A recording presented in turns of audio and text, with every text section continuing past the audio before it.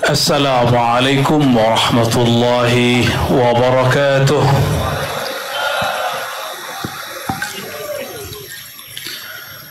Alhamdulillah wa subhanallah alladhi asra bi'abdihi laylah. Walhamdulillah wa subhanallah alladhi araja bi'abdihi إلى السماء العلى.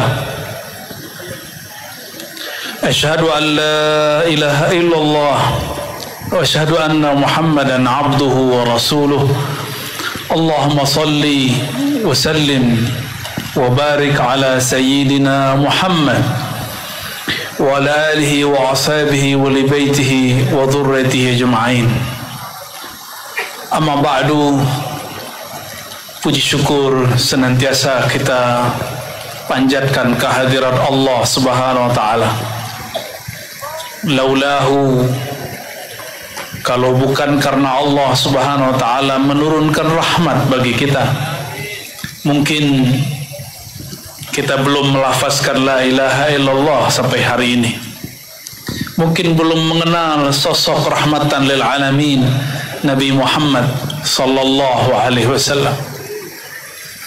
Maka kita katakan lakal hamdu ya Rabbana, puji syukur ya Allah atas iman yang Engkau anugerahi kepada kami.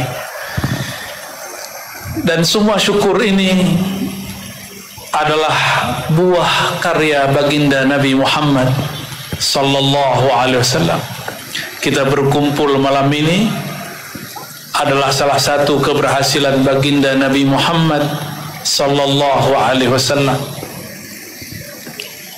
Yang saya hormati, saya cintai, Al-Alim, juga beliau ini selain Al-Alim juga sahibur riasah, bupati kita.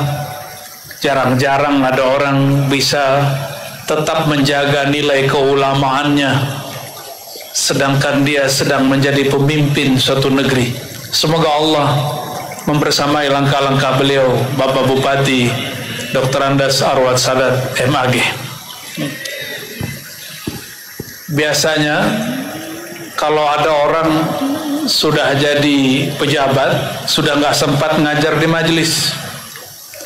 Tapi saya dapat kabar dan langsung pun bertanya ke beliau, masih menjaga majelis. Mata Allah fi hayatihi, amin ya rabbal alamin. Begitu juga mitra-mitra beliau, Ketua DPRD, Dandim, Kapolres, semua yang berkarya mengabdi untuk negeri kita. Semoga Allah ilhami mereka al-amanah wal adalah, amanah dan keadilan. Amin ya rabbal alamin. Wa khusul khusus Syekhi, guru kami Kiai Haji Hasan Al-Basri. Tadi saya mengambil berkah sanad Sahih Muslim dari beliau, karena beliau langsung mengambil kepada Asy-Syaikh Kiai Haji Syansuri Badawi, murid langsung daripada Hadratus Syekh Hashim Ash'ari, ya. Begitu juga Guru Abdul Hakim, ya. Dan semua para kiai, pimpinan pesantren, dan siapapun yang berkhidmat, apalagi yang hadir di depan saya. Kedinginan enggak? Ya, tadi ada anak-anak kecil menangis, ya, Masya Allah. Semoga si anak menjadi anak yang soleh-solehah, amin ya rabbal. Siapapun yang hadir, tiupan angin tanda keberkahan dari Allah SWT, amin ya rabbal alamin. Tiada angin mengenai wajah kita, tubuh kita, kecuali telah diatur oleh Allah Subhanahu wa taala. Suatu kali ada seorang sahabat mengatakan angin sial. Lalu Nabi SAW menegurnya dan mengatakan, la tasubur rih fa innahu ma'murah, fa innaha ma'murah. Di riwayat lain, fa innaha min nafasir rahman. Jangan kamu sial-sialkan kutuk angin yang berhembus, Jadi sebenarnya masuk angin ini kalau maksudnya mengutuk angin nggak boleh, ya. Kenapa? Karena angin itu min nafasir rahman ma'murah.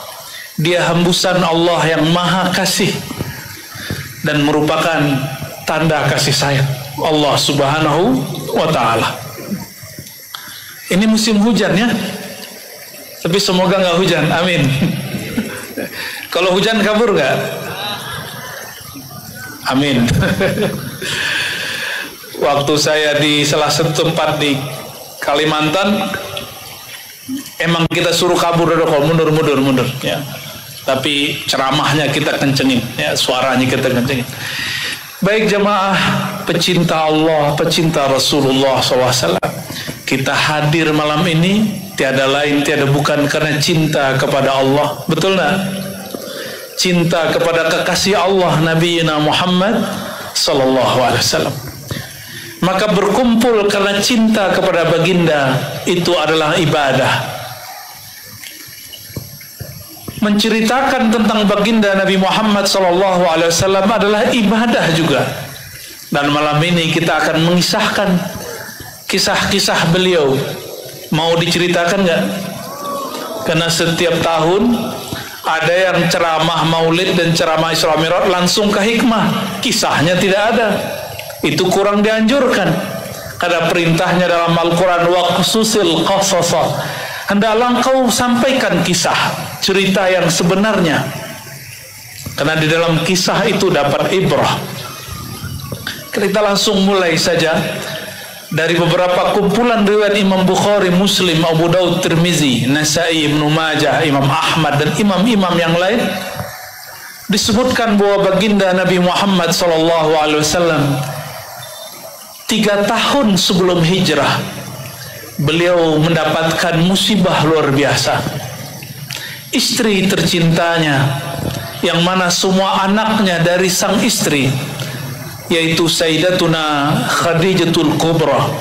Jika ada di antara yang hadir ini Habibah, Syarifah, maka yang saya ceritakan adalah neneknya mereka, Sayyidatuna Khadijatul Kubra. Sayyidatuna Khadijah wafat 3 tahun sebelum beliau hijrah. Sayyidatuna Khadijah adalah orang yang pertama yang mendukung dakwah Nabi Muhammad SAW. Hartanya, waktunya, modalnya, semuanya habis untuk baginda Nabi Muhammad SAW. Tidak ada istri manapun di dunia saat ini yang punya pengorbanan seperti Sayyidatuna Khadijah. Meskipun ibu-ibu nggak bisa menjadi Sayyidah Khadijah, minimal ambil semangatnya mendukung suami untuk agama, itu disebut warisan rohani Sayyidah Khadijah. Ini ibu-ibu kalau bapak ngaji dimarahin nggak pulang kalau telat? Beneran. Kalau bapak-bapak ini pulang jam 12, jam 2 pulang pengajian, boleh nggak? Beneran. Kalau bapak-bapak ini ngeluarin hartanya untuk berjuang, berdakwah, membantu masyayikh, membantu orang-orang berdakwah, ibu-ibu ini nggak, wajahnya langsung ini nggak, bang, kalau orang Banjar pakai ulun, pikirkan ulun bang, makan anak kita gimana bang? Nah ini namanya nggak mendukung. Yang paling penting bapak-bapak ini, selain khidmat untuk dakwah, khidmat kepada ibunya dan saudara-saudaranya. Istri nggak boleh larang. Itu namanya warisan rohani Sayyidah Khadijatul Kubra. Gimana ibu-ibu? Kalau abang-abang di depan nih bantu ibunya, bantu saudaranya, ini nggak sebel nggak? Jangan sebel ya. Itu bagian daripada mengikuti warisan Sayyidah Khadijah. Tidak lama setelah itu meninggal juga Sayyidina Abu Talib. Ulama kita berbeda pendapat mengenai apakah beliau ini meninggal dalam keadaan iman atau kafir. Ya. Sampai hari ini tidak ada kata sepakat. Mereka sepakat untuk tidak sepakat. Itu adalah ayahanda Sayyidina Ali, Ali bin Abi Thalib. Abu Thalib meninggal kakek Rasulullah SAW, Abdul Muttalib. Maka yang menanggung dan menjaga, mendidik Sayyidina Muhammad SAW adalah Abu Thalib. Abu Thalib lah yang pertama kali tahu bahwa Sayyidina Muhammad adalah Nabiullah, Rasulullah Sallallahu Alaihi Wasallam. Suatu kali ketika Sayyidina Muhammad muda, masih anak-anak, diajak untuk belajar berdagang, berniaga ke tanah Syam. Sampai di tengah jalan, ternyata diundang oleh seorang pendeta yang kita sudah tahu namanya. Siapa namanya? Bukhairah. Siapa namanya? Bukhairah ini, beliau seorang Nasrani yang muwahhidin. Nasrani yang hanya menyembah Allah, tidak menyembah Nabi Isa. Beliau hanya menyembah siapa? Menyembah Allah. Di dalam Injil yang dia punya, saya tidak tahu Injil hari ini. Jadi kalau ada perbedaan, itu tidak urusan saya. Tapi disebutkan dalam kitab-kitab turas kita, Bukhairah mendapatkan tanda-tanda Nabi akhir zaman. Maka dia berdoa, ya Allah yang Maha Esa, izinkan aku bertemu dengan Nabi akhir zaman. Maka sang pendeta pun menyiapkan. Jadi dia punya gereja, kanisahnya di tepi jalan. Setiap ada kafilah dari Mekah lewat mau ke Syam, dia pasti lihat. Setiap hari dia lihat ada kafilah yang lewat di musim-musim tertentu.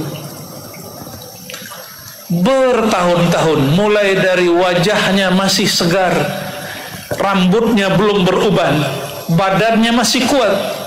Bukhairah memperhatikan siapa kafilah itu, karena disebutkan di situ bahwa sang calon nabi berasal dari negeri yang baik, penuh berkah, banyak pohon kurmanya.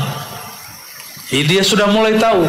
Maka dia punya gereja antara Madinah dan negeri Syam. Sudah bertahun-tahun, kulit pun sudah mulai menua, rambut sudah mulai beruban. Di saat itulah beliau terkejut. Di ujung sana ada satu kafilah. Kafilahnya tidak terlalu ramai, tapi di atasnya selalu ada awan mengikuti. Ternyata Bukhairah membaca dalam kitab yang dia punya, Nabi akhir zaman selalu diikuti oleh awan, sehingga dia tidak punya bayang-bayang. Apa kata Bukhairah kepada semua murid-muridnya? Wahai murid-muridku, siapkan makanan terbaik, sambutlah sang Nabi. Tapi dia belum lihat, masih jauh. Kalau kita tinggal di padang pasir, kita akan bisa lihat orang dari jauh, dari ufuk selatan. Bergerak tambah dekat. Tiba-tiba tidak biasanya Bukhairah menyambut kafilah dari Arab. Diajaklah makan semuanya. Sebentar-sebentar dia keluar, dia lihat adakah awan di atas gereja. Ternyata tidak ada. Maka dia masuk lagi, dia tanya kepada Abu Thalib, pemimpin kafilah, wahai Abu Thalib, adakah orang yang belum engkau ajak makan bersama kami? Abu Thalib mengatakan enggak ada.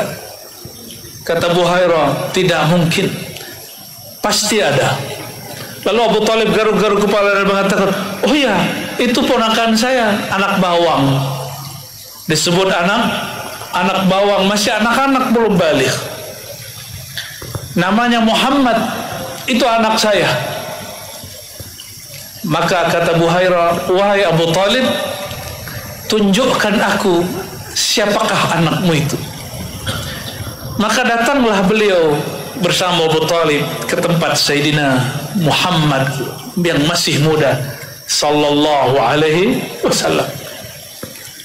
Apa yang terjadi? Bukhairah melihat di atasnya masih ada awan. Lalu Buhairah mengatakan, yang aku tahu orang yang selalu diikuti awan, ayah ibunya sudah tiada, kakeknya juga sudah tiada. Maka beliau bertanya, ya Abu Talib, hadza laisa min waladik, ini bukan anakmu kan? Apa kata Abu Talib? Ya, sebenarnya dia anak dari adikku, yaitu Abdullah. Tufiya wa huwa fi batni ummi. Abu Talib mengatakan, Abdullah saudaraku, adikku sudah meninggal, sedangkan sang Muhammad muda, sang Muhammad kecil masih di dalam perut ibunya, Sayyidah Aminah. Kira-kira gimana, Bu? Lagi hamil, bapaknya meninggal, sedih gak? Ya, kalau dibayang-bayangin gimana? Nangis gak? Nangis kita kalau bayangin kisah Sayyidina Muhammad sallallahu alaihi wasallam. Nggak ada orang di dunia ini yang paling sedih kisahnya melebihi kisah baginda Nabi Muhammad sallallahu alaihi wasallam. Akhirnya terjadilah dialog yang panjang antara Buhairah dengan Sayyidina Muhammad, tapi dirahasiakan. Yang dizahirkan dalam riwayat yang saya dapat, yang kita dapat hari ini, yang tertulis dalam kitab As-Sirah Nabawiyah hari ini, hanyalah kalimat ujungnya. Apa itu? Kata Buhairah, hai Abu Talib, ini bukan orang biasa. Hadza sayyidul anbiya wal mursalin, ini penghulunya para nabi dan rasul.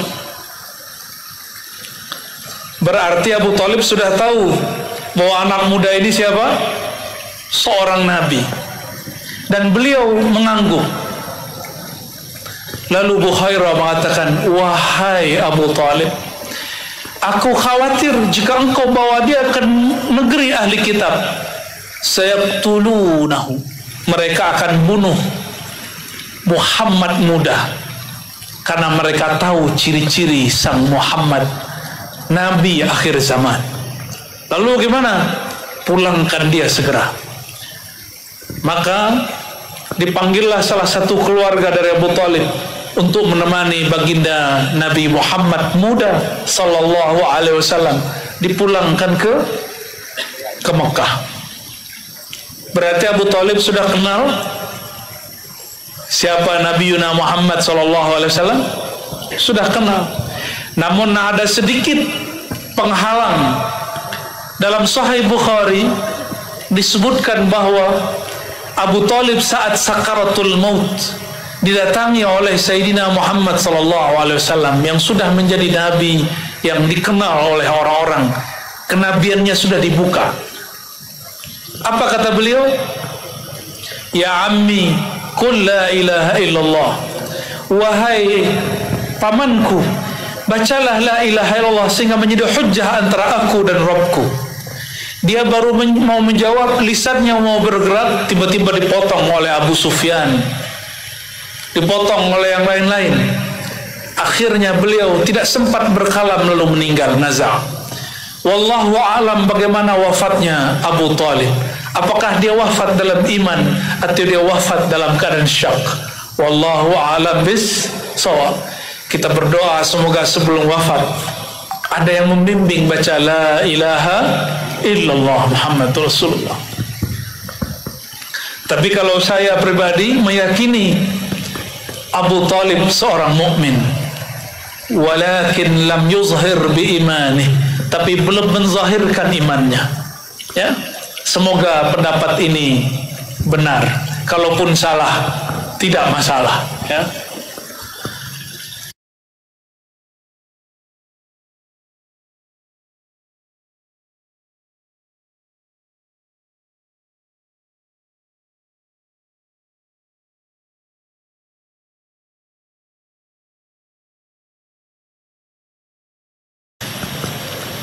Lalu Sayyidina Muhammad sallallahu alaihi wasallam yang sudah 10 tahun berjuang di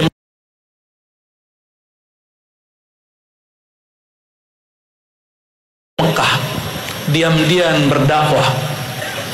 Beliau tidur-tiduran di salah satu rumah bibinya yang masih bagian dari Masjidil Haram. Ya, dinding-dindingnya bagian dari Al-Masjidil Haram. Di saat antara tidur dan jaga, disebutkan di riwayat Anas ibn Malik dan riwayat-riwayat yang lain bahwa Sayyidina Muhammad SAW, begitu juga Abu Hurairah, didatangi malaikat Jibril dan Mikail, dibelah dadanya, dibuka. Yang belah manusia atau malaikat?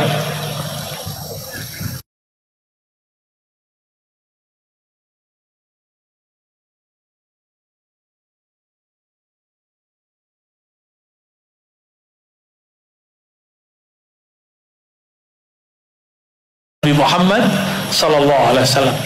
Diambillah jantungnya, dibersihkan. Waktu kecil Nabi Muhammad SAW juga dibersihkan kolbunya. Waktu kecil ada 2 bintik hitam dibersihkan. Sedangkan ketika beliau malam yang barusan saya ceritakan, tidak diceritakan ada bintik hitam. Dibersihkan saja. Jika ada kaca dibersihkan, dia mengkilap. Kalau dia sudah bersih, dibersihkan lagi, dia tambah mengkilap. Ya. Akhirnya dituangkan ke dalam kolbunya ma'ul hikmah, ma'ul iman, air anugerah, yaitu air iman. Itulah yang membuat kuat baginda Nabi Muhammad SAW. Jantung itu kalau kuat, tubuh kita kuat. Idza salahat salahal jasadu kullu. Apabila kolbu, jantung itu kuat, semuanya kuat. Akhirnya dibawalah yang bernama Buraq. Pernah dengar nama Buraq? Bukan nama pesawat. Buraq itu bahasa Arab dari kata barq. Yakadul barqu. Apa arti barq? Kilat. Kilat itu lebih cepat daripada bunyi petir. Bunyi apa kalau orang sini nyebutnya? Hah? Bunyi kalau ada petir terus suaranya itu namanya apa? Geledek. Gluduk. Nah, gitulah ya. Itu suara dia bergerak 1 detik, 2 detik, 3 detik baru sampai di telinga. Tapi cahayanya lebih dahulu. Maka Buraq itu kecepatannya melebihi cahaya petir itu. Di mana matanya jatuh, disitulah kakinya mendarat. Di saat baginda Nabi Muhammad SAW naik, itu Buraq bisa diajak ngobrol. Itu kendaraan semua nabi-nabi, 124.000 nabi, sebagian besar mereka pernah mengendarai Buraq ini. Maka dia biasa aja, biasa seperti mempunyai penumpang orang biasa. Akhirnya ditegur oleh Sayyidina Jibril, "Hei Buraq, ma rakibaka afdal min hadzal khalq." Tidak ada sepanjang engkau bertugas. Jadi Buraq ini punya tugas. Ada time flight-nya dia. Jam terbangnya ada dia. Yang boleh mengendarainya cuma Nabi dan Rasul. Enggak Nabi, enggak Rasul, enggak boleh naik. Itu kendaraan pesawat alam semesta paling canggih. Belum ada lawannya sampai hari ini. Hatta Amerika, Israel belum bisa lawan. Ya. Adakah mereka punya kendaraan sejauh mata memandang sampai di situ? Kan belum ada. Baru ada di film kartun ya. Akhirnya sang Buraq yang tadinya lengah, dia menggunakan gemeteran. Itulah pertama kali Buraq berkeringat. Buraq bisa berkeringat. Berarti Buraq ini makhluk hidup. Wallahu alam seperti apa hakikatnya. Lebih besar daripada keledai, lebih rendah daripada bighal ataupun khail, kuda. Wallahu alam, gak usah kita bayang-bayangkan. Tapi itulah pertama kali dia menggigil. Ternyata yang sedang mengendarainya adalah seorang penghulu alam semesta. Ini terjadi seperti baginda Nabi Muhammad SAW naik ke Gunung Uhud. Gunung Uhud bergetar. Kalau tadi saya naik mobil Pak Bupati nggak ada bergetar. Yang bergetar pas cuma hidup. Itu bukan karena saya duduk. Karena dia lagi di starter. Ya. Kenapa? Bukan Nabi Muhammad sallallahu alaihi wasallam. Mau naik mobil Pak Bupati nggak? Wah, kalau itu antum bergetar karena grogi. Ya. Terbanglah si buruk. Pertama dia sampai, dia turun di suatu tempat yang dimana dikuburkan Sayyidina Musa alaihissalam. Nabi Musa ini nabinya Bani siapa? Bani Israel. Apa kata Sayyidina Muhammad SAW? Famarartu biqabri Musa faiza huwa qaimun yusalli fi qabri. Nih perhatiin, orang wali-wali Allah, nabi-nabi Allah bukan tidur di alam kubur, mereka beraktivitas di alam kubur. Hadis Sahih Bukhari, hadis Sahih Muslim, dan hadis-hadis lain menyebutkan dengan lafaz yang berbeda. Saya pakai salah satu lafaznya. Fa'idha, tiba-tiba aku lihat Nabi Allah Musa qaimun yusalli, beliau berdiri sedang sholat fi qabri, di dalam kuburnya. Jadi kalau kita ziarah ke para aulia Allah, dia bukan lagi tidur, enggak. Alhamdulillah tadi sebelum sampai di sini saya ziarah dulu di pesantren Al-Baqiyatus Sholihat, di walidnya dua kiai kita ini, Syekh Ali bin Abdul Wahab. Ya. Nah, kalau orang yang ruhaninya sudah sadar, dia akan sadar lagi ziarah ketemu siapa. Cuma kalau ruhaninya belum sadar, diberikan itu bisa kaget. Ya. Bismillahirrahmanirrahim.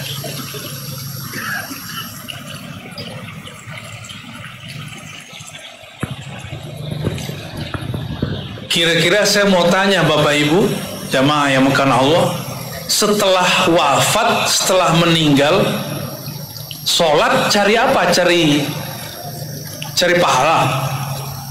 Itu sholat apa itu? Nabi sudah dijamin oleh Allah, kok masih sholat di dalam kubur? Maka sholat itu ada dua jenis.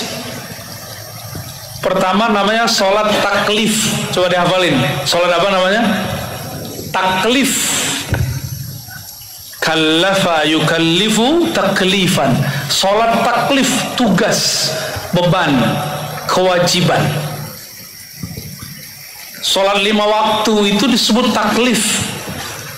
Makanya sebagian dari kita masih merasa sholat subuh itu beban. Benar ya? Capek-capek siang hari sholat 4 rakaat zuhur, capek-capek udah mau pulang kerja sholat 4 rakaat, masih ada rasa malas walaupun sedikit terbersit, karena disebut taklif.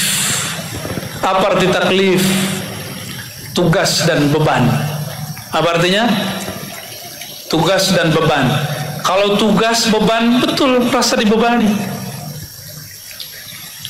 Makanya ulama kita mengatakan, diriwayatkan dari Sayyidina Umar, mutu qabla an tamutu. Ini bukan hadis Nabi, kalam Sayyidina Umar. Matikan dirimu sebelum mati. Sayyidina Musa masih sholat di alam kuburnya, padahal dia sudah wafat secara fisik. Lalu sholat apa itu? Itulah sholat setelah mati. Kalau sholat setelah wafat disebut dengan sholat ta'rif. Apa arti sholat ta'rif? Sholat ingin mendapatkan ma'rifat kepada Allah Subhanahu wa ta'ala. Kalau kita sholat kan masih karena pengen ini, pengen itu. Ada yang baru pulang umroh, nyampe depan Ka'bah, minta rezeki. Ya boleh sih, cuma eman-eman. Kalau nyampe depan Ka'bah, Itu tempat dulu Nabi Ibrahim, Nabi Ismail sampai Nabi Muhammad SAW dulu tawaf. Seharusnya minta kedekatan kepada Allah Subhanahu Wa Taala. Orang kalau sudah dekat kepada Allah yang Maha berrezeki, terbersit sedikit rezeki datang. Insya. Cuma karena kita ini masih jauh dari Allah, sama Allah itu suka pakai transaksi. Ya Allah, saya sedekah sekian, balas dong 10. Ya Allah, saya sholawat sekian, nanti beliin dong mobil. Masih begitu. Nggak ada yang sholawatnya tulus kecuali sedikit.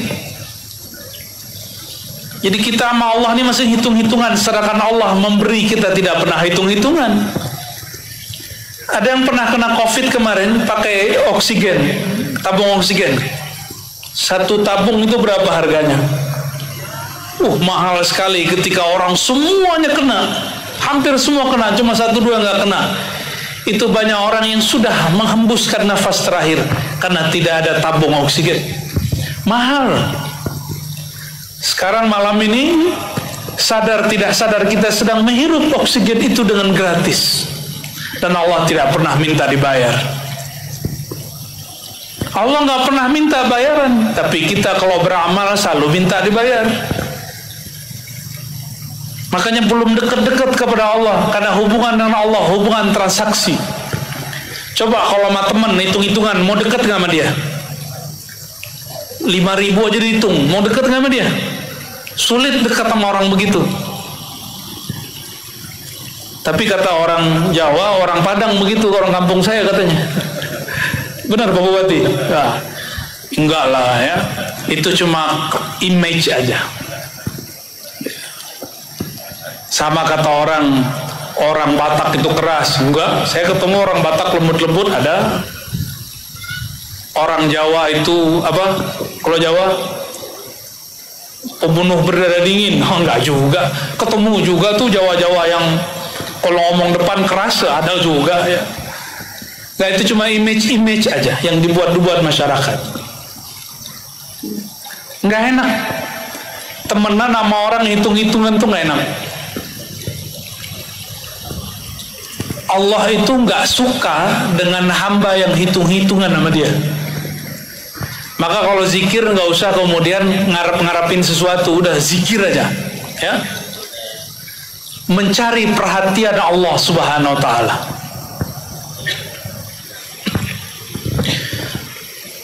Jadi sholat apa? Sholat Nabi Musa tadi? Taklif atau ta'rif?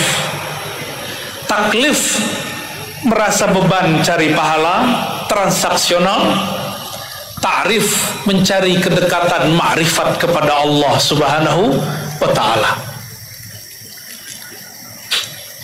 Saya tadi dapat kabar dari Pak Bupati, kalau guru-guru di pesantren gajinya mulai dari 200.000, paling tinggi 800.000. Saya garuk-garuk kepala, karena 10 tahun lalu saya ngajar di pesantren, gaji saya sudah 2,5 sampai 3 juta. Pesantren mahasiswa. Tadi kita dengar kaget, hanya 200.000, Masya Allah. Tapi karena guru-guru itu ngajar tidak karena si duit 200 dan 800. Ada orang bergaji 5 juta, 10 juta belum umroh. Si tuan guru sudah umroh semua, bener ya? Hampir semua sudah umroh. Gimana? Masuk akal gak? Orang gaji 200 umroh gimana? Ternyata rezeki itu bukan hanyalah gaji. Rezeki itu yang Allah beri. Yang Allah beri nggak ada pintunya. Yang ngasih-ngasih pintu kan kita, ya. Jadi mulai malam ini kita belajar kepada Sayyidina Musa, sholatlah untuk mendekat, mencari perhatian Allah, bukan lagi bertransaksi mencari pahala saja, tapi lebih tinggi daripada itu. Lalu Sayyidina Muhammad SAW mengatakan, kata beliau sedang bercerita kepada para sahabat, seandainya aku sekarang di daerah itu, aku akan tunjukkan di mana kuburan Nabi Musa itu. Alhamdulillah kami pernah ke Israel, ke Palestina, dan ke masjid dan kuburan Nabi Musa. Cuma saya nggak yakin itu kuburannya. Mungkin itu nampak tilasnya atau apapun, wallahu a'lam bishawab. Setelah itu Sayyidina Muhammad SAW sampai di depan Al-Masjid Al-Aqsa. Ya, semoga nanti di antara kita ada yang diizinkan juga ke sana. Amin rabbal alamin. Cuma rumit sekali. Indonesia dan Israel tidak punya kerjasama. Jadi kita ke sana mau ke Palestina, bayar visanya ke Israel. Maka Bapak Ibu, mohon maaf, kalau kita kumpulkan uang di sini kirim barang ke Palestina, itu tertahan di Israel. Jadi kalau mengumpulkan dana untuk membantu kawan-kawan saudara kita di Palestina, saran saya lewat pemerintah, aman, langsung masuk. Insya Allah. Sampai di Al-Masjid Al-Aqsa. Al-Masjid Al-Aqsa, Aqsa artinya jauh, masjid yang jauh dari Mekah, itu artinya Aqsa. Sampai di Aqsa, Sayyidina Muhammad SAW memarkir itu buruk, yurbituhu kama rabitahul anbiya. Nabi SAW mengikatkannya di tempat di mana dulu para nabi mengikat talinya. Ketika masuk ke dalam masjid, ternyata sudah ada 124.000 arwah para anbiya dan mursalin, para nabi dan para rasul. Itu para nabi yang termasuk Nabi Musa tadi, itu ada di sana. Secepat kilat, karena ruh itu tidak punya tubuh begini lagi, kecepatannya melebihi kecepatan cahaya. Jadi ruh itu lebih cepat daripada cahaya. Akhirnya Sayyidina Muhammad SAW diperintahkan untuk jadi imam. Coba bayangin Bapak Ibu, Nabi Muhammad SAW jadi imam, makmumnya sudah wafat, makmunnya sudah meninggal. Itu gimana tuh? Percaya nggak? Nabi Muhammad SAW jadi imam, makmumnya siapa? Orang yang sudah wafat. Itu dihidupkan sejenak. Para anbiya, nabi-nabi semua dari dulu sampai sebelum beliau, 124.000, termasuk Nabi Isa, Nabi Musa, Nabi Nuh, Nabi Ibrahim, Nabi Adam, turun. Semuanya mereka ikut sholat menjadi makmum baginda Muhammad sallallahu alaihi wasallam. Disitulah sah semua nabi menjadi umat Nabi Muhammad sallallahu alaihi wasallam. Ternyata hampir semua nabi berdoa, ya Allah jadikan aku umat akhir zaman, umat Nabi Muhammad sallallahu alaihi wasallam. Dulu pernah minta doa begitu nggak? Waktu masih di perut ibu, ada yang ingat nggak? Waktu masih di alam ruh, ada yang ingat? Saya juga nggak ingat. Sama-sama nggak ingat kita. Itulah alasan Allah kirim para rasul sallallahu alaihi wasallam. Kenapa rasul-rasul dikirim? Supaya kita ingat dengan itu. Tapi ingatnya bukan dengan ini, karena otak kita tidak mampu mengingat kecuali yang pernah kita lalui di dunia. Yang punya memori dengan alam ruh kita ini, maka ruhani dan qalbulah yang mampu mengingat. Insya Allah. Jadi Bapak Ibu yang berkata, tujuannya para rasul itu mengingatkan kembali itu. Oleh karenanya ilmu yang paling tinggi di alam semesta ini, ilmu tentang ruh yang mengenal Allah Subhanahu wa ta'ala. Makanya ilmu ini hanya dibagi sedikit, tidak diobral. Wa ma utitum minal ilmi illa qalila. Kamu tidak diberi kecuali sedikit, namun karena Allah yang berkalam sedikit, sedikitnya Allah itu banyak. Pengusaha di Jambi kalau bilang uangnya sedikit, berapa duit? Ini kan lagi rame ini di TV, ada bakal calon presiden. Dulu ada MOU dengan kawannya 50M. Itu 50M itu sedikit atau banyak Bapak Ibu? Banyak apa dikit? Udah pernah megang belum? Itu banyak, Pak. Kalau bangun pesantren di sini dapat berapa, Kiai? Udah dapat berapa? Satu gedung itu berapa tuh? 1 M. 50 gedung pesantren 50 M, Masya Allah. Banyak apa dikit? Kita buat apartemen ke atas gitu ya. Tapi bagi orang kaya 50 itu batuk dong keluar. Orang-orang kaya Indonesia benar-benar kaya. Saya nggak usah sebutlah kekayaan mereka berapa ya. 50 M itu sedikit bagi mereka.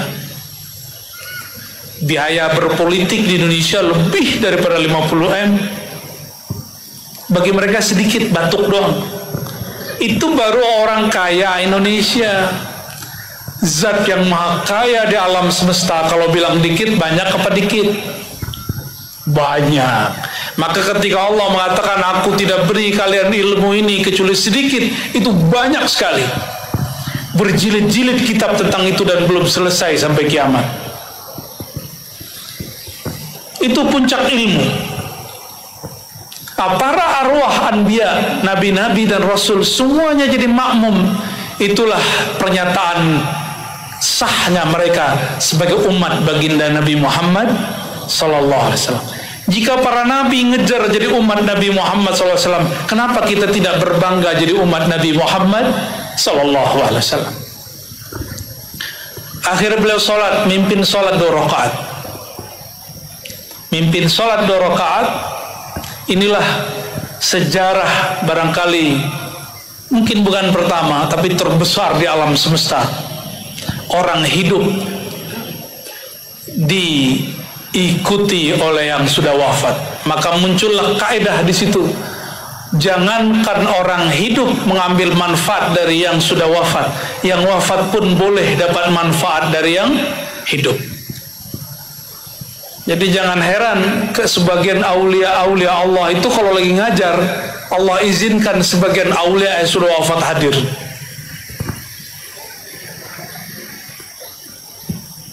Pendek cerita, karena kalau bahas-bahas tentang begini agak mengerikan nanti ya, takut jadi horor. Lalu beliau naiklah ke langit. Ternyata dari bumi ke langit ini disebut dengan bainas samawati wal ard. Apa sebutannya?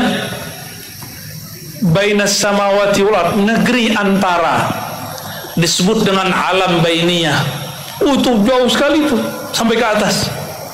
Jauhnya bukan main.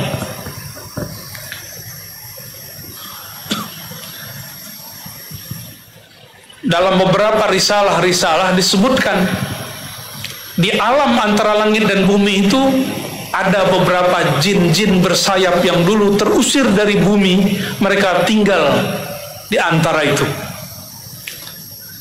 Kalau mereka jin kafir, itu biasanya satin orang-orang yang sedang tirakatan, riadohan tapi nggak berguru, nggak kuat akidahnya. Nah, itulah yang pernah datang kepada Syekh Abdul Qadir Jilani, thariqat yang dianut oleh Syekh Ali.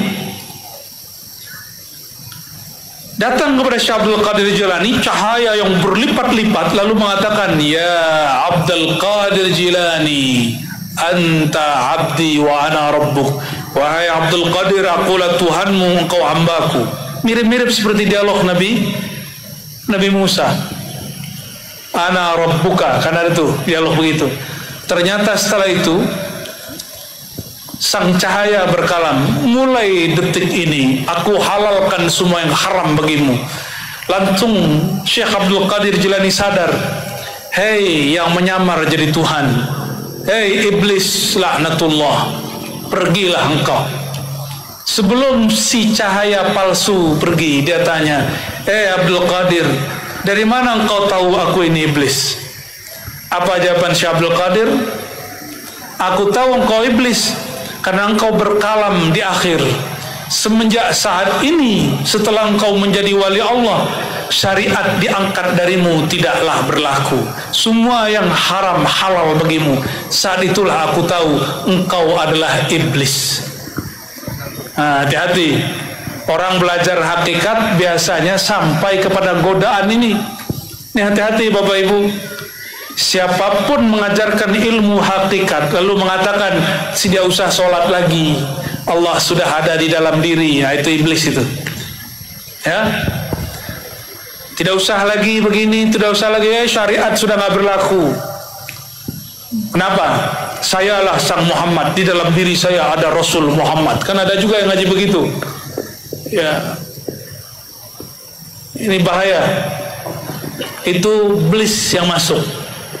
Guru hakikatnya bukan Syekh Abdul Qadir Jilani, tapi siapa?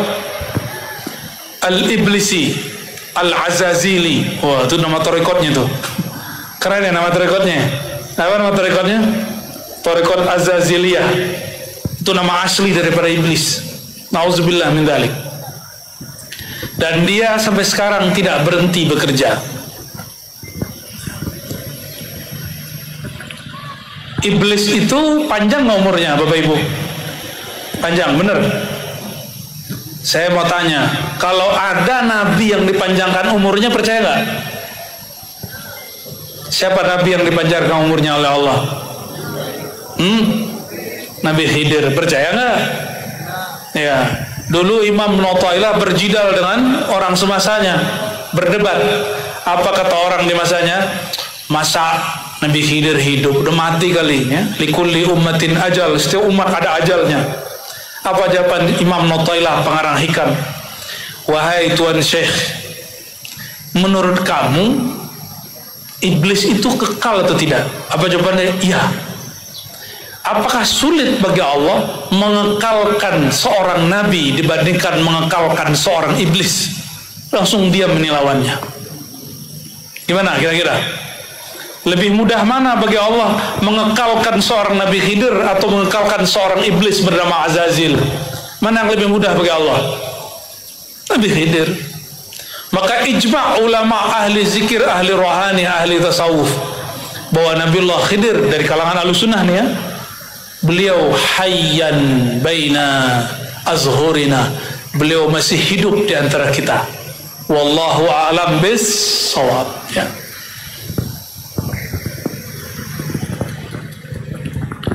Lalu naiklah beliau sampai di langit pertama. Itu langit, coba udah lihat langit belum? Udah lihat? Ada pintunya nggak? Nggak lihat ya? Saya juga nggak lihat. Tapi kalau dikasih lihat bisa. Dulu ada seorang filosof di zaman pra Yunani namanya Pythagoras yang menjadi teori. Kalau kita lagi mencari jumlah luas daripada segitiga sama sisi, ya. Pythagoras ini ternyata murid dari Sayyidina Sulaiman alaihissalam. Ada ditulis dalam kitab Syahrastani, kitab Al-Milal wan Nihal, atau terhubunglah minimal dengan Sayyidina Sulaiman. Pythagoras itu nggak makan hewan, nggak makan kacang. Hampir setiap hari puasa. Beliau kalau lagi zikir bisa dengar bulan zikir. Kalau ada komet lewat dia dengar subhanallah. Itu komet baca subhanallah dia tahu. Mars zikirnya apa, itu beda dengan bulan. Venus zikirnya apa dia dengar. Mungkin juga dia seorang nabi, wallahu a'lam. Ya, kita nggak tahu apakah beliau nabi itu tidak. Yang pasti beliau seorang filosof. Ketika Sayyidina Muhammad SAW naik, itu beliau tidak hanya mendengar, lebih daripada mendengar, beliau lihat pintunya. Ternyata di langit itu ada pintunya. Jadi kalau ada orang merasa naik ke langit tapi nggak lewat pintu ini, kita curiga mungkin itu langit-langitan. Kata penjaga langit khazinus sama, man anta, yang ditanya Sayyidina Jibril. Nabi Muhammad penumpang nggak ditanya. Jadi penumpang nggak ditanya karena pejabatnya Nabi Muhammad SAW. Yang ditanya Sayyidina Jibril. Sayyidina Jibril belum dicipta apa-apa, baru dicipta langit dan bumi. Itu Sayyidina Jibril udah sering turun di langit bumi, sudah sering lewat pintu itu. Udah berapa ribu tahun lamanya dia bolak-balik, masih ditanya. Makanya Bapak Ibu ini kalau ada yang pejabat, orang kaya, ditanya sama security, ditanya sama orang-orang di meja tempat terima tamu, jangan putus ya. Ingat kisah Sayyidina Jibril. Beliau biasa aja, mananta, padahal udah sering. Apa kata beliau? Ana Jibril, saya Jibril. Itu belakangmu siapa? Oh, belakang saya Muhammad. Muhammadnya mana? Muhammad banyak. Oh, ternyata di langit tahu bahwa Muhammad tuh banyak. Ini yang hadir ini nggak tahu nih berapa banyak orang Muhammad namanya nih. Panggilannya lucu-lucu, ada Mamat. Ya, iya benar, Ahmad ya. Sama di Turki itu Muhammad dipanggil Mehmet. Mehmet itu bukan penghinaan, tuh bahasa mereka, lahjat mereka. Apa kata Sayyidina Jibril? Itu Muhammad waqad bu'itsa ilaih. Itu Muhammad yang dapat tugas kerasulan, kenabian. Akhirnya dibuka pintu langit. Pas dibuka pintu langit, ketemulah manusia modern pertama di alam semesta, Sayyidina Adam alaihis salam. Berarti sebelum Nabi Adam sudah ada manusia. Nah, di kampungnya Pak Bupati Banjar, termasuknya kampung Kiai Abdul Hakim, Kiai Hasan Basri, di mana Kiai di Barabai, ya, di Barabai, di Banjar itu ada tambang batu bara, bener, masih ada. Batu baranya berumur lebih daripada 10 juta tahun yang lalu. Itu batu bara tercipta dari apa? Fosil apa? Pohon, hewan. Ini kan kalau hewan biasanya jadi minyak. Itu pohon. Pohon yang ada berjuta-juta tahun yang lalu, itulah jadi batu bara. Di Jambi nggak ada, Pak Bupati, nggak ada ya. Berarti tanahnya Jambi ini tanah muda ini ya. Tanahnya Kalimantan itu tanah tua. Apa maksud saya menyampaikan ini?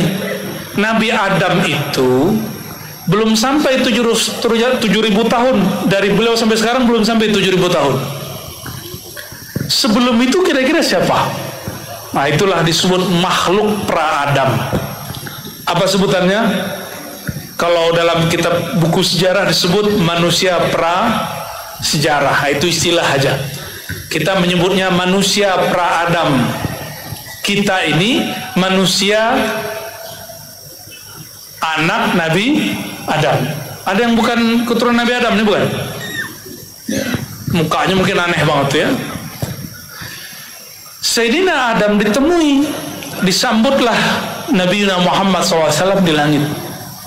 Kata perawi hadis ini, baginda Nabi Muhammad SAW lihat Nabi Adam, lihat ke kanan senyum, lihat ke kiri nangis. Ditanya oleh baginda Nabi Muhammad SAW, wahai ayahanda, kenapa engkau menangis dan engkau tertawa? Apa gerangan? Apa jawaban beliau? Jika aku melihat ke kanan, aku melihat umatku sedang taat. Jika aku melihat ke kiri, aku melihat umatku sedang maksiat. Maka aku menangis, sedangkan kanan aku senyum. Saudara-saudariku, makan Allah, mau bikin orang tua kita nangis? Sedih? Kita punya ayah nih, ibu, mau bikin mereka nangis? Jangan. Maka jangan buat maksiat dengan sengaja. Ya, jika sudah berlalu, kita bertobat kepada Allah SWT. Nggak ada kita yang terlepas dari maksiat, termasuk al-fakir, tidak ada. Ya, mulai dari mata, telinga, semuanya ada maksiat. Kita minta ampun kepada Allah Subhanahu wa Ta'ala. Lalu beliau naik ke langit kedua. Pendek cerita, setelah ditanya-tanya, jadi ada imigrasi langit loh ya. Gak sembarangan orang naik-naik ke langit. Oh ya, Guru Abdul Hakim ada cerita barusan, ke negeri jiran masuk office. Ya, itu baru di dunia loh. Baru di dunia, alhamdulillah masuk. Di sana juga sama. Maka dari bumi sampai ke langit sana, sekarang banyak rohani yang sedang antri ingin naik ke langit ke-1. Karena kalau dia naik berarti dia kekasih Allah. Kalau dia nggak naik berarti dia kekasih syaitan. Nanti halu namanya. Halu. Naik ke langit kedua bertemu Sayyidina Isa dan Sayyidina Yahya. Itu Sayyidina Isa tubuhnya masih tubuh bumi, tapi tubuh spesial. Umurnya 32 tahun setengah, tapi wajahnya waktu meninggal. Coba hitung, sekarang berapa Masehinya? 2023. Itulah umur Sayyidina Isa, 2023 tahun. Umur siapa? Berarti ada 2 nabi. Satu di bumi siapa tadi? Sayyidina Khidir, lebih tua dari Nabi Isa. Di langit ada nabi yang belum meninggal, namanya Sayyidina Isa. Dan dalam satu riwayat disebutkan, ada lagi riwayatnya tidak sampai derajat sahih, tapi dibenarkan sebagian ulama, Nabi Ilyas. Beliau sering berada di Hijr Ismail yang baru pulang. Nah, yang mau berangkat ke sana, jika dapat kesempatan sholat di situ, baca salam kepada Nabi Muhammad SAW, Nabi Ibrahim, Nabi Ismail, lalu Nabi siapa? Nabi Ilyas. Insya Allah ketemu. Cuma kadang-kadang kita nggak sadar kalau kita ketemu. Baru sadarnya kalau sudah selesai. Seringnya begitu. Naik lagi ke langit ketiga, ketemu Nabi paling ganteng sealam semesta. Siapa Bu? Nabi paling gagah sealam semesta siapa? Yang kenceng Bu? Beneran? Pengen lihat Nabi Yusuf nggak? Nih ibu-ibu nih kalau ke Nabi Yusuf mungkin lupa napas. Kalau bapak-bapak mati cemburu. Nabiullah Yusuf. Jadi alam semesta itu disebut Al-Jamal Al-Muhammadi, keindahan nur Nabiuna Muhammad SAW. Semua keindahan itu ada pada Nabiuna Muhammad SAW. Separohnya dibagi, nurnya dikasih kepada Sayyidina Yusuf alaihissalam. Maka beliau berkalam, Jamal Yusuf nisfu jamali. Itu Nabi Yusuf gagahnya, gantengnya, cakep wajahnya itu separuh gagah wajahku sallallahu alaihi wasallam. Makanya ada syair Rasulullah SAW dipanggil dengan apa? Ya Jamalu. Itu nama baginda Rasulullah SAW. Ada Bang Jamal gak sini? Ayo Bang Jamal, mana Bang Jamal? Ah nggak ada. Kalau ya saya kasih serban nih ya. Ya.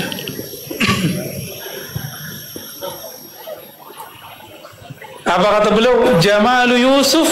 Coba ikuti. Jamalu Yusuf nisfu jamali. Tunjuknya ke wajah saya ya. Gagahnya Nabi Yusuf, tampannya Nabi Yusuf itu baru separuh tampannya baginda Nabi Muhammad sallallahu alaihi wasallam. Beberapa masyayikh saya menjelaskan keindahan alam semesta itu keindahan nur Nabi Muhammad SAW. 50% untuk Nabi Muhammad SAW, 25% untuk Sayyidina Yusuf, 25%-nya lagi dibagi dari alam awal tercipta sampai akhir dunia. Maka bunga-bunga yang kita lihat bagus, muka-muka ibu-ibu yang cantik-cantik, bapak-bapak yang tampan-tampan, ya bagus ditamplan, ya.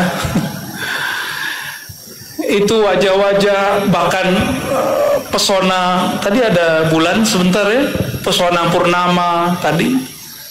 Semuanya adalah percikan dari 25% yang dibagi dari awal alam dicipta sampai hari kiamat. Coba diulangi, 50% untuk Nabi Muhammad SAW, Muhammad bin Abdullah, semuanya nur Muhammad. Nur Muhammad, Muhammad bin Abdullah, begitu turunnya. Separuhnya lagi dibagi dua, 50% yang lagi dibagi dua. 25% untuk alam semesta, untuk bukit-bukit, untuk gunung-gunung, untuk hutan-hutan, hewan-hewan yang lucu-lucu. 25%-nya ada di wajah Sayyidina Yusuf alaihissalam. Makanya ketika ibu-ibu arisan zaman dulu sudah ada, ngumpul-ngumpul mereka ketika Sayyidina Yusuf yang sangat tampan lewat, mereka tidak terasa sudah melukai tangannya. Itu baru melihat Jamal Yusuf. Gimana kalau kita melihat Jamalu Sayyidina Muhammad sallallahu alaihi wasallam. Makanya para sahabat seperti Sayyidina Abu Bakar dan Umar, Utsman, Ali memberikan semua yang dia punya untuk Nabiuna Muhammad sallallahu alaihi wasallam. Kenapa? Karena beliau tahu siapa sang Nabi Muhammad sallallahu alaihi wasallam. Bahkan ada sahabat yang sekedar menjadi tameng di perang Uhud ketika tombak melayang kepada Nabi Muhammad SAW, beliau jadi tameng, tembus itu tombak dari depan dadanya sampai ke punggungnya, siap untuk gugur membela Nabi Muhammad SAW. Nggak terasa sakit. Kenapa? Hanya mandang Nabi Yusuf tidak terasa sakit. Bagaimana mandang Sayyidina Muhammad SAW. Maka orang-orang yang hatinya terasa menderita, hatinya terasa sedih, perbanyak-banyaklah merindui baginda Nabi Muhammad SAW. Maka Allah akan hibur sempurnakan jiwa kita. Hilang, nanti hilang itu sengsara, hilang tuh nestapa, hilang tuh gundah gulana. Tuh yang jomblo-jomblo, ini depan saya kayaknya ada jomblo beberapa nih ya, wajahnya kelihatan ya. Udah berapa langit? Waduh, udah 10:30 nih. Kita kebut ya. Lanjut. Langit ketiga lewat, terus ke langit keempat. Luasnya bukan main. Ternyata di langit keempat, di situ juga ada malaikat, juga ada para nabi, khususnya Nabiullah yang disebut the father of science, Idris alaihissalam. Nabi siapa? Nabi Idris ini juga unik. Itu tubuh bumi dia, tapi dia sudah pernah meninggal di bumi. Ini enaknya para nabi. Ini enaknya siapa? Para nabi. Nabi itu ngomong, Nabi Idris, Mas Bril, nah ngomong dia ke Sayyidina Jibril, kalau aku mau ngerasain mati boleh nggak? Oh jangan. Enggak, coba-coba aja, ntar kalau udah sakit, udah tahu rasanya meninggal, aku hidup. Akhirnya Sayyidina Jibril negosiasi kepada Allah, diizinkanlah malaikat maut. Masalah meninggal ini bisa negosiasi. Kalau kekasih Allah, kalau nggak kekasih Allah nggak bisa. Akhirnya diundanglah malaikat maut. Ketemu aja merinding. Tatapan mata, nafasnya kayak hilang. Dicabutlah dari ujung rambut, pelannya bukan main, tapi sakitnya juga bukan main, sampailah kemudian dia mati. Tapi perjanjiannya apa tadi? Ruhnya dibalikin. Nah, jadi ternyata bisa. Ruh kalau udah keluar boleh dimasukin lagi. Itu yang terjadi, yang kita sebut mati suri. Mati apa? Mati suri itu ruhnya udah keluar, hidup lagi. Bapak Ibu, ada hadis, al-ulama warathatul anbiya. Ulama itu pewaris para nabi. Oke? Maka jika ada hari ini ulama pewaris Nabi Idris, dia perilakunya akan sama. Minta mati hidup lagi. Serius. Ya? Maka di beberapa wilayah yang kita temui ada kekasih Allah sudah mati berkali-kali, hidup lagi. Ini bukan khurafat. Saksi-saksinya bukan orang-orang, hanya orang-orang ahli zikir, juga ahli hadis. Meninggal, hidup lagi. Gimana, percaya nggak? Ulama pewaris para nabi. Nabi ada berapa? 124.000. Jika ada nabi request meninggal terus hidup lagi, maka nanti akan ada wali Allah, dia request meninggal hidup lagi. Disebut dia pewaris Nabi Idris alaihis salam. Kayaknya orang Kuala Tungkal belum ketemu nih ya. Belum. Tanjung Jabung Barat belum ada. Tidak tahu bukan berarti tidak ada. Dia ada mungkin di antara kita. Wallahu a'lam bissawab. Udah berapa langit?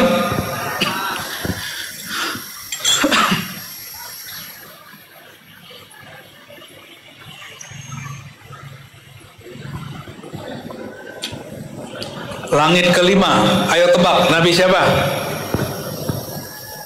Langit kelima ada yang tahu? Belum kesana ya? Di langit kelima, beliau bertemu dengan saudaranya Sayyidina Musa. Namanya Sayyidina Harun. Siapa namanya?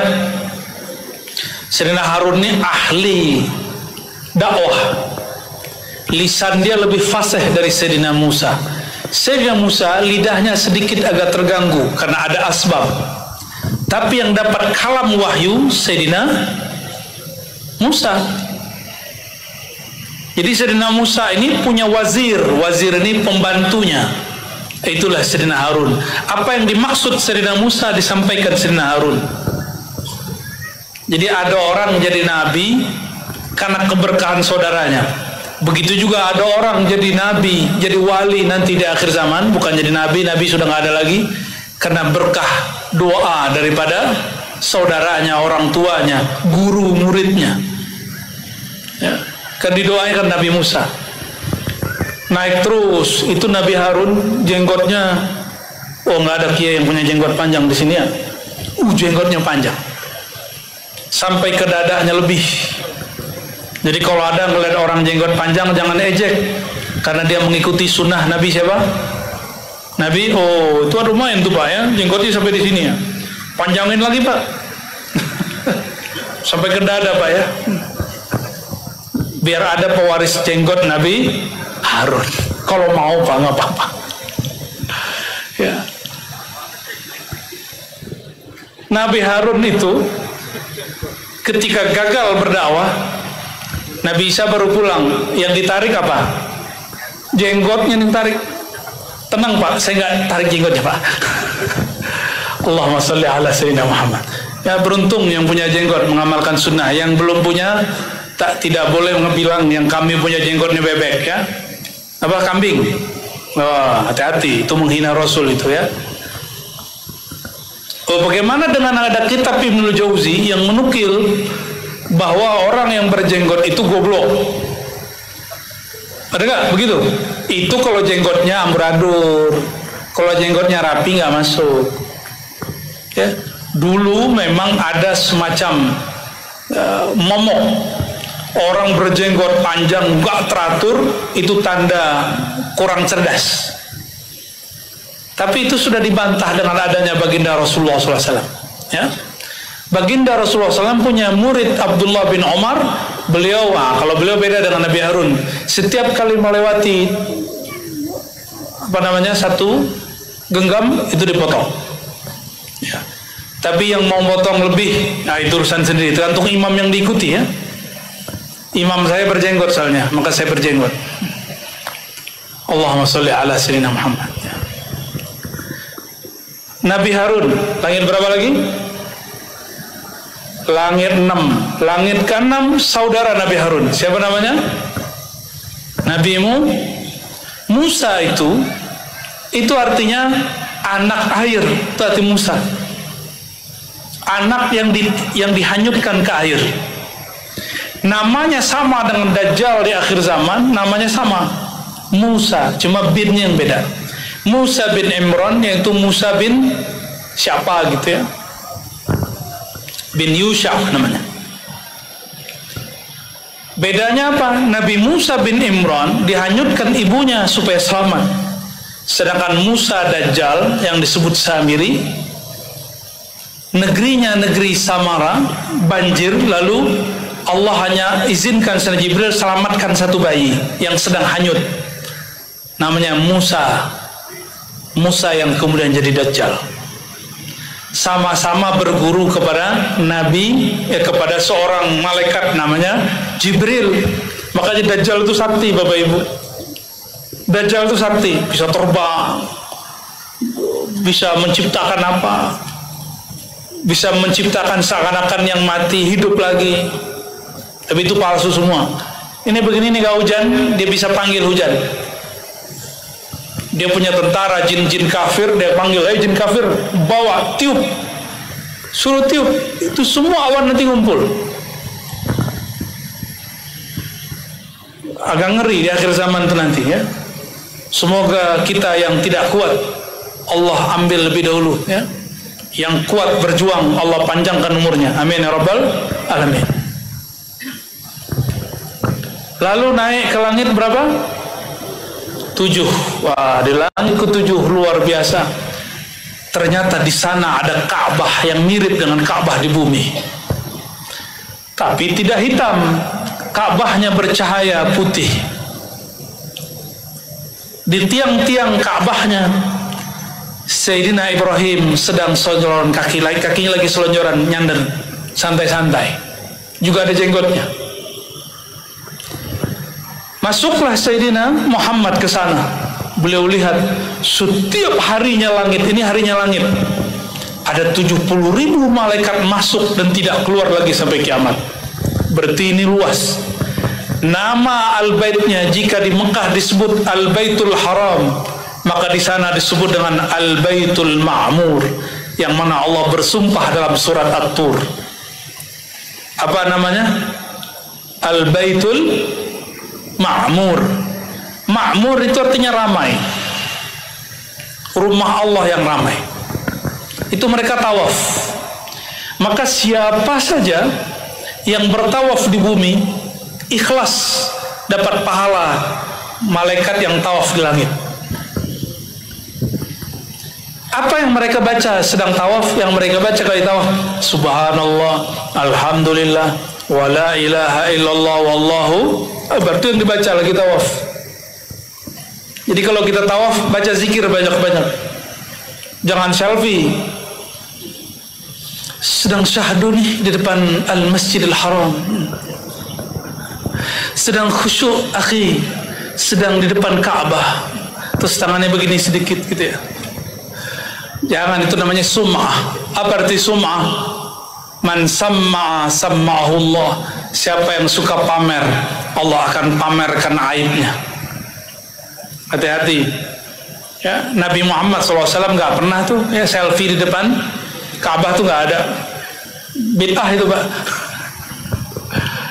Tapi kalau mau ke Ka'bah boleh, tapi jangan begini. Masukkan cinta Ka'bah itu karena dia dimuliakan Allah. Masukkan ke dalam hati cinta kepada Allahnya.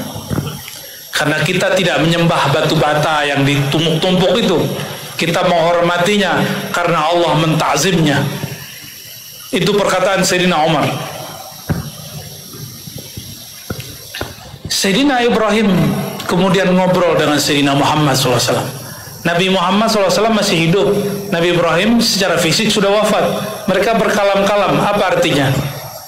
Orang yang hidup boleh, dan secara ilmu akidah disebut mungkin sekali bisa berdialog dengan sudah wafat. Ini dalilnya. Hadis Sahih Bukhari, Muslim, Abu Daud, Tirmizi. Hadis sahih. Apa dialognya? Nah ini coba lihat. Orang sudah wafat kirim salam kepada yang sudah hidup.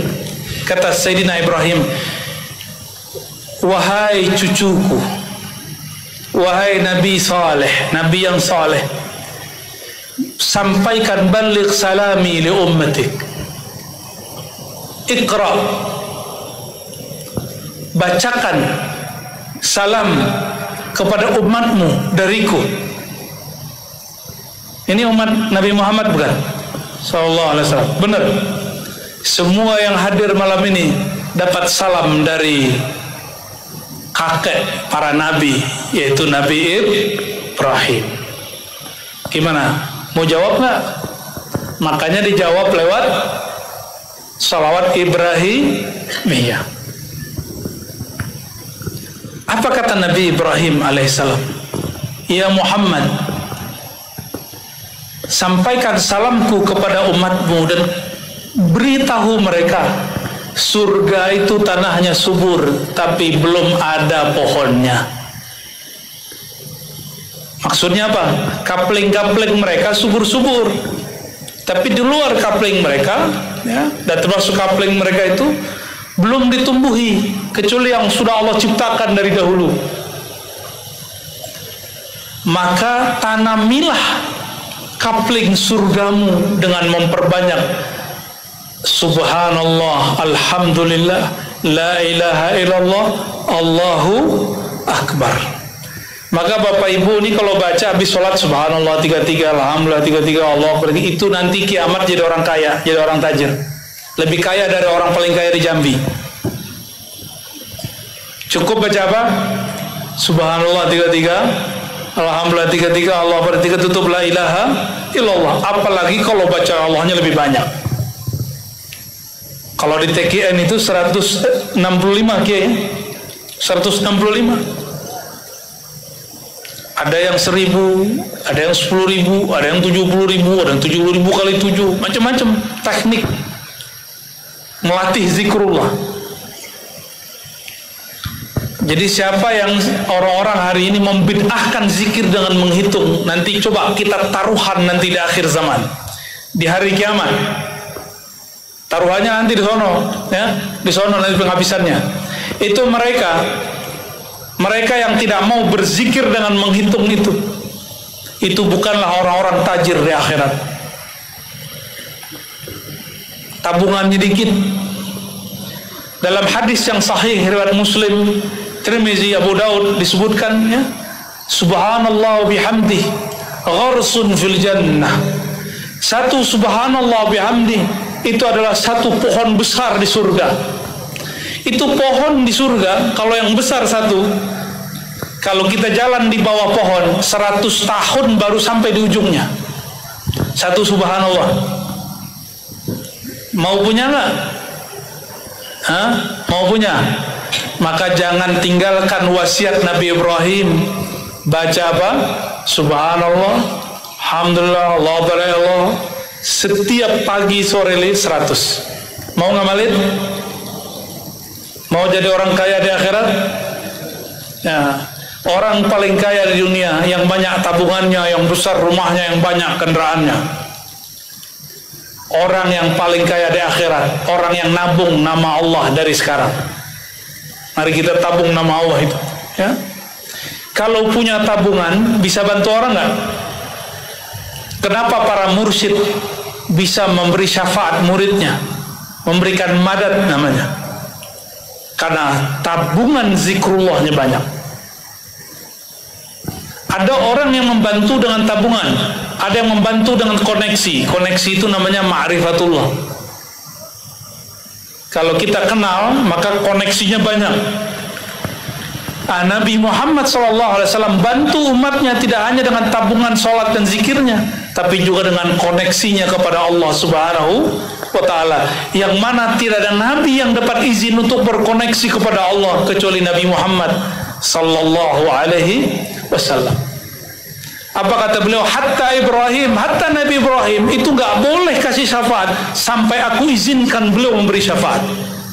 Bayangkan, Nabi Ibrahim nggak boleh bantu umatnya sampai Nabi Muhammad berikan ijazah.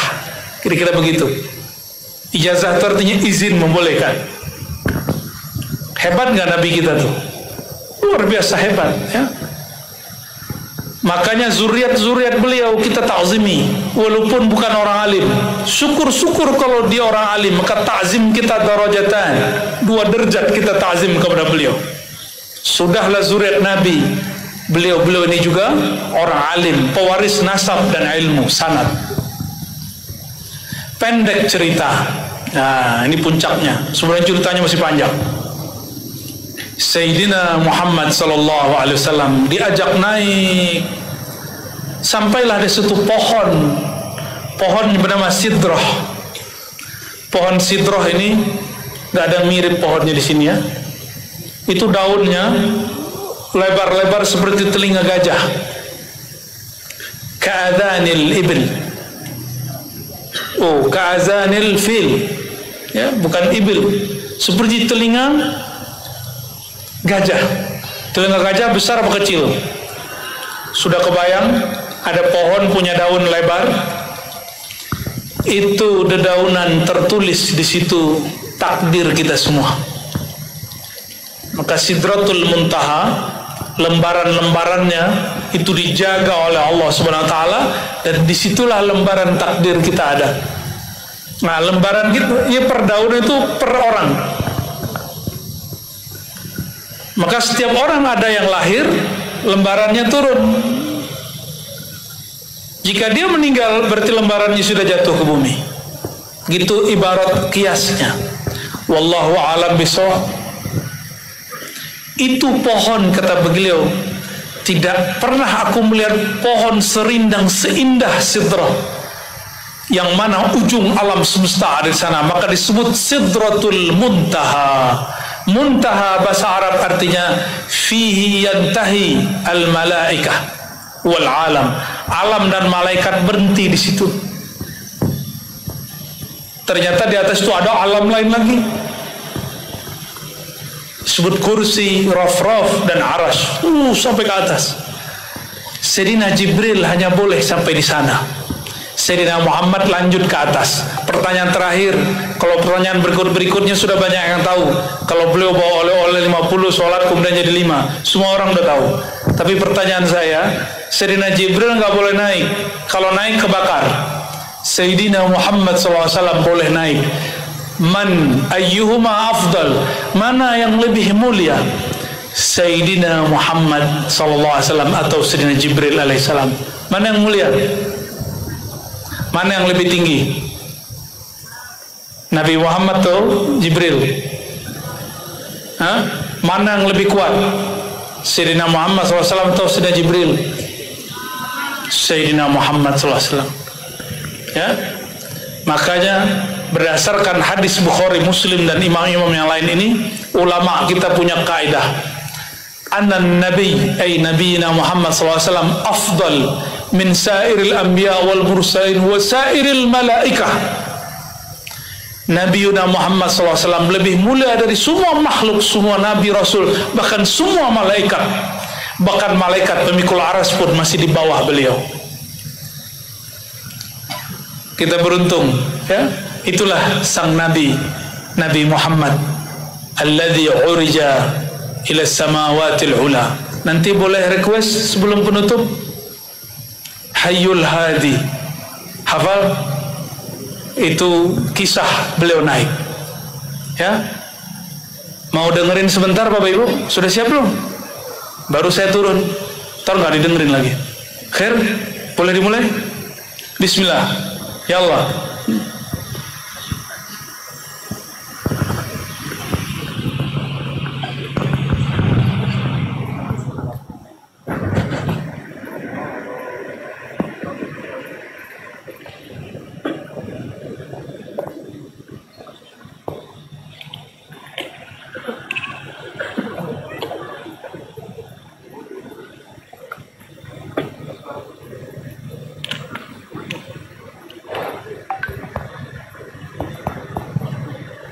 Allahumma salli wa sallim wa barik alaihi wa ala alihi.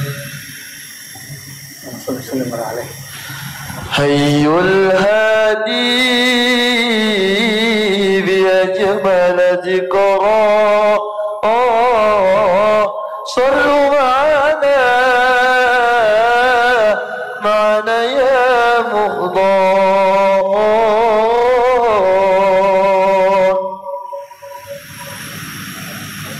Hayyul hadi bi ajmal dhikra sallu ala ma'ana ya ghubbar wa ibadi yawmal wadi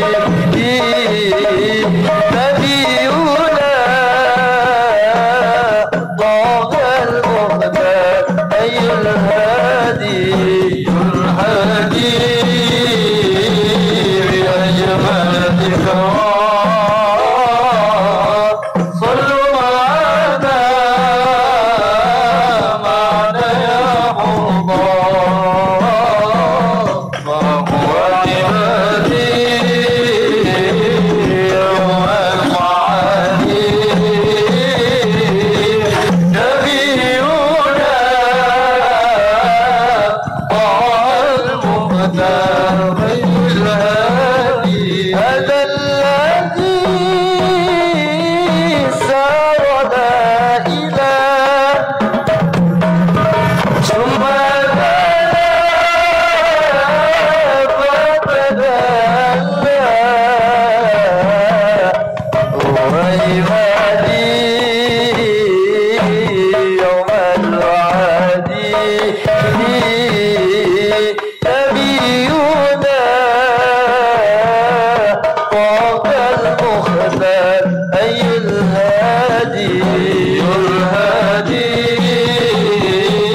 بأجمل ذكرى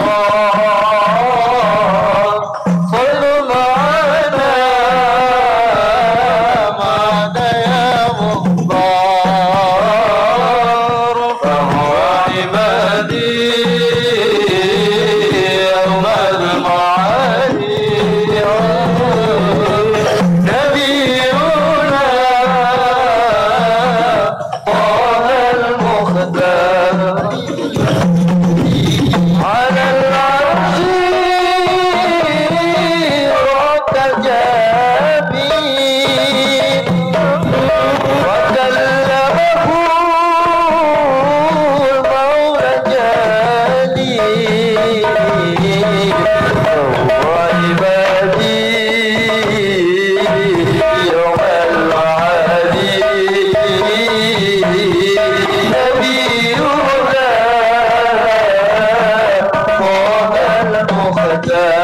أي الهادي بأجمل ذكرى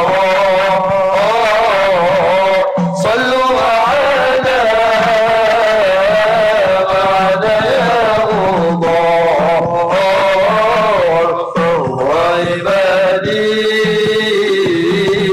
يوم المعادي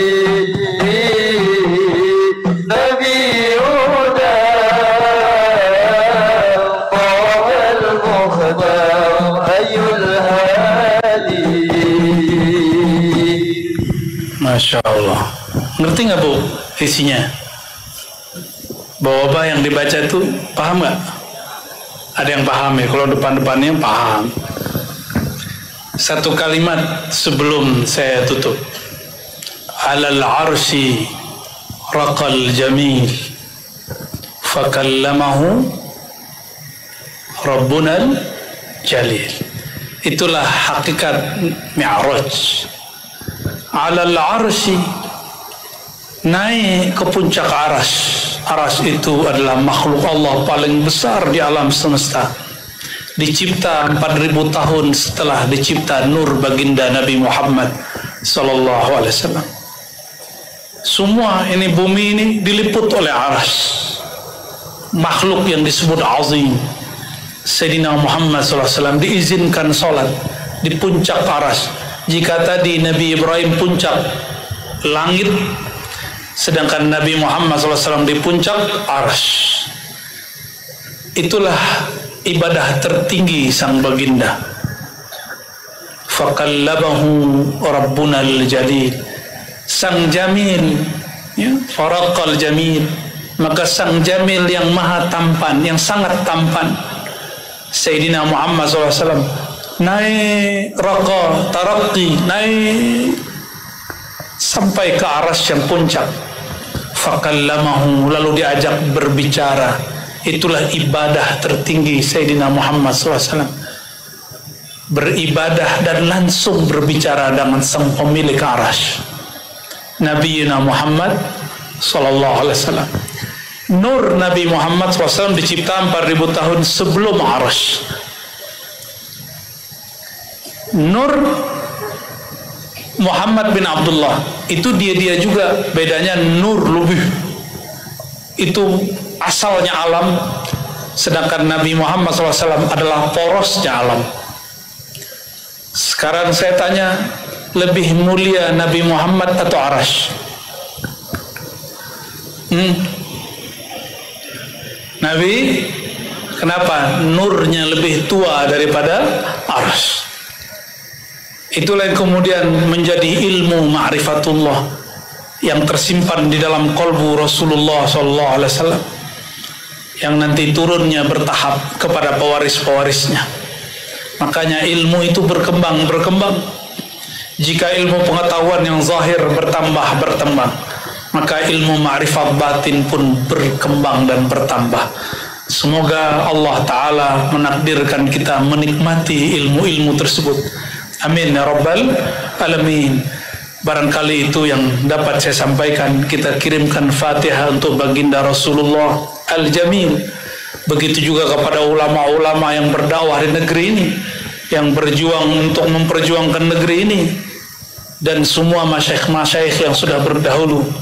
Kita kirimkan untuk mereka surah Al-Fatihah. A'udzubillahi minasyaitonir rajim. Ya kenapa